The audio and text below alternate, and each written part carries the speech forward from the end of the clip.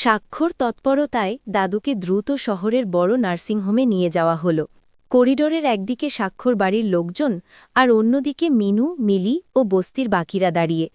তৃণাঞ্জন পায়চারি করতে করতে বিড়বিড় করে বলছিলেন, সব এই অলক্ষণে মেয়েটার জন্য হল।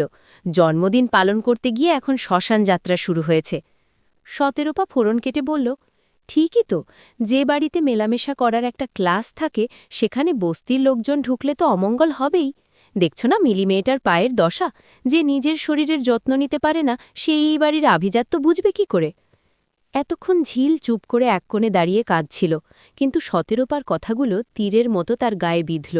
সে চোখের জল মুছে সামনে এগিয়ে এসে বলল, ছোটমা, মানুষের পায়ের চামড়া ফাটলে সেটা ক্রিম দিয়ে সারানো যায়, কিন্তু মনের চামড়া যদি মোটা হয়ে যায় আর তাতে যদি দয়া মায়া না থাকে তবে সেটা কোনো ওষুধে সারে না।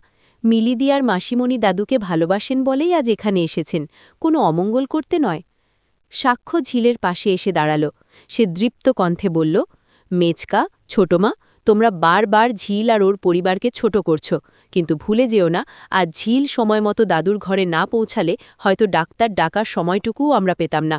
দাদুর প্রাণটা ঝিলই বাঁচিয়েছে। ঠিক সেই সময় কেবিন থেকে ডাক্তার বেরিয়ে এলেন। সবার মুখে উৎকণ্ঠা। ডাক্তার হাসি মুখে স্বাক্ষর দিকে তাকিয়ে বললেন, সাক্ষ্য, তোমার দেওয়া প্রাথমিক ইঞ্জেকশনটা আর ঠিক সময়ে হাসপাতালে নিয়ে আসা, এই দুটো কারণেই পেশেন্ট বেঁচে গেলেন। তবে হ্যাঁ, বাড়ির ওই মেয়েটি, ঝিলের দিকে ইশারা করে, যেভাবে ওনাকে ধরে রেখেছেন এবং ভয় না পেয়ে চিৎকার করে সবাইকে ডেকেছেন সেটা প্রশংসনীয়। নার্ভের পেশেন্টদের ক্ষেত্রে এই দ্রুত রেসপন্সটাই আসল। ভ্রমর চুপি চুপি গিয়ে ঝিলের হাত ধরল।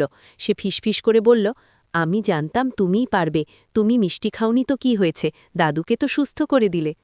দাদুর জ্ঞান ফেরার পর তিনি প্রথমেই ঝিলকে দেখতে চাইলেন।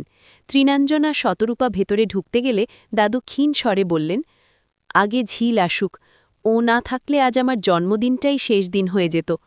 স্বাক্ষর ঠাম্মু দরজার বাইরে দাঁড়িয়ে সব দেখছিলেন। তিনি এবার মিনুর দিকে এগিয়ে গিয়ে বললেন, বৌমা, আমি ভুল বুঝেছিলাম। মানুষের পরিচয় তার পোশাকে বা ফাটা পায়ে নয়, তার বিপদের দিনের ব্যবহারে। আজ থেকে তোমরা আর বাইরের কেউ ন। তৃণাঞ্জনের মুখটা অপমান আর লজ্জায় নীল হয়ে গেল। তিনি বুঝলেন, ঝিল শুধু স্বাক্ষর মন জয় করেনি, এই বাড়ির ভিতটাও নাড়িয়ে দিয়েছে। মিলি আর মিনু একে অপরের দিকে তাকিয়ে চোখের জল মুছল।